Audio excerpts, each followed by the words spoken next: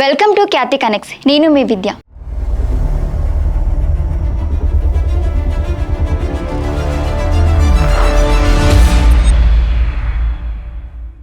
దేశంలో నిరుద్యోగ సంక్షోభం నానాటికి ప్రమాదకర స్థాయికి చేరుకుంటోందని ఆందోళనలు వ్యక్తమవుతున్నాయి. లక్షలాది మంది యువతీ యువకులు ఉన్నత చదువులు చదివి డిగ్రీలు పిహెచ్డీలు చేతిలో పట్టుకుని ఉద్యోగాల కోసం వీధుల వెంట తిరుగుతున్న పరిస్థితులు కనిపిస్తున్నాయి. ఈ తరుణంలో అధిక విద్యార్హత ఉన్న అభ్యర్థులు తక్కువ అర్హత గల అభ్యర్థులకు ఉద్దేశించిన ఉద్యోగాలు పొందడానికి అనర్హులు అంటూ ఇటీవల సుప్రీంకోర్టు ఇచ్చిన తీర్పు దేశవ్యాప్తంగా తీవ్ర చర్చకు దారితీసింది. ఈ తీర్పు దేశంలోని నిరుద్యోగ తీవ్రతను మరోసారి బహిర్గతం చేసింది. లక్షలాది మంది నిరుద్యోగ గ్రాడ్యుయేట్లు తమ విద్యా అర్హతకు తగిన ఉద్యోగం పొందడానికి ఎన్నో ఇబ్బందులు పడుతుండగా ప్యూన్ ఉద్యోగానికి కూడా పిహెచ్డి అభ్యర్థులు పోటీ పడుతున్న పరిస్థితులు నిత్యకృత్యమయ్యాయని నిపుణులు చెబుతున్నారు. ఈ క్రమంలోనే అర్హతకు తగ్గ ఉద్యోగాలు కల్పించడంలో ప్రభుత్వాల వైఫల్యంపై నిరుద్యోగ యువత నుంచి తీవ్ర నిరసనలు వ్యక్తమవుతున్నాయి. ఇటీవల సుప్రీంకోర్టు ముందుకు వచ్చిన ఒక విలక్షణమైన కేసు వివరాలను పరిశీలిస్తే ఒక గ్రాడ్యుయేట్ అభ్యర్థి తన ఉన్నత విద్యా అర్హతను దాచిపెట్టి కేవలం 10వ తరగతి అర్హతతో లభించే బ్యాంకు అటెండర్ ఉద్యోగాన్ని పొందారు.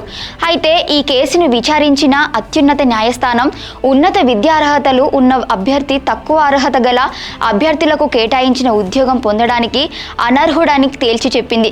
అంతేకాకుండా ఆ అభ్యర్థిని ఉద్యోగం నుంచి తొలగించింది.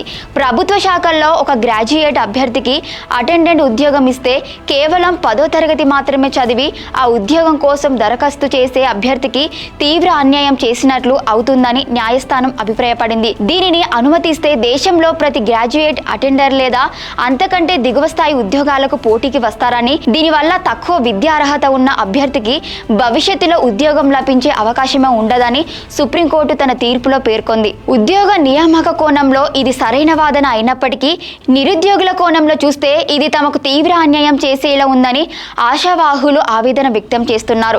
ఉన్నత చదువులు చదవడమే తాము చేసిన తప్ప అని వారు అధికారులను వ్యవస్థను నిలదీస్తున్నారు. ప్రస్తుతం దేశంలోని వివిధ ప్రభుత్వ శాఖల్లో ఖాళీగా ఉన్న peon, sweeper, attendant, plumber, electrician లాంటి 4వ తరగతి ఉద్యోగాలకు కూడా గ్రాడ్యుయేట్లు, ఇంజనీరింగ్ చదివిన వారు, ఎంబీఏలు మరియు పిహెచ్డీలు చేసిన వారు కూడా వేల సంఖ్యలో దరఖాస్తులు చేసినట్లు నివేదికలు స్పష్టం చేస్తున్నాయి.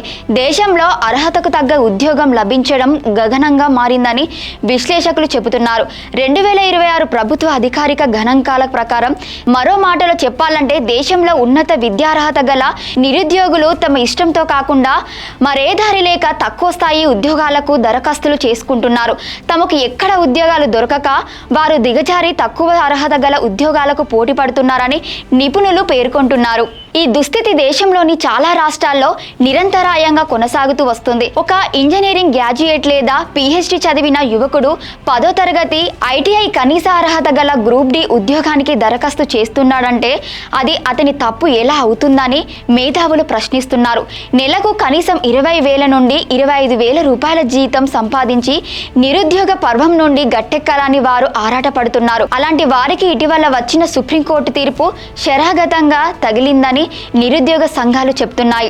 ఏటా 2 కోట్ల ఉద్యోగాలు కల్పిస్తామని హామీ ఇచ్చి కేంద్రంలో అధికారంలోకి వచ్చిన కూటమి ప్రభుత్వం ఆ ఊసే మరిచిందని, దీంతో దేశంలో నిరుద్యోగం అంతకంతకు హెచ్చురిల్లుతోందని విమర్శలు వస్తున్నాయి.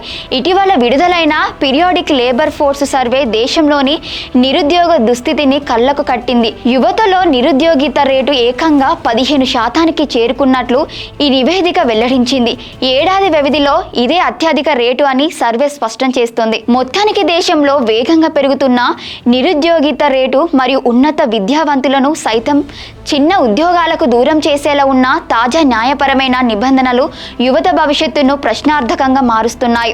పీరియాడికల్ లేబర్ ఫోర్స్ సర్వే మరియు ప్రభుత్వ సొంత గణాంకాలే ఈ సంక్షోభ తీవ్రతను నిరూపిస్తున్నాయి.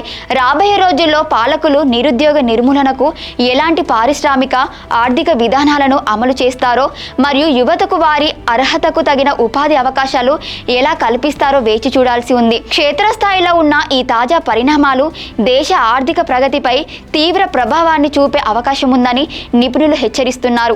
దేశంలో నెలకొన్న ఈ తీవ్ర నిరుద్యోగ సంక్షోభంపై మరియు తక్కువ అర్హత గల ఉద్యోగాలకు ఉన్నత విద్యావంతులు అనర్హులన్న సుప్రీంకోర్టు తీర్పుపై మీ అభిప్రాయాన్ని కింద కామెంట్లో తప్పకుండా తెలియజేయండి. మరిన్ని తాజా ఆసక్తికర విశ్లేషణ కోసం చూస్తూనే ఉండండి. Thank you for watching Khyati connects.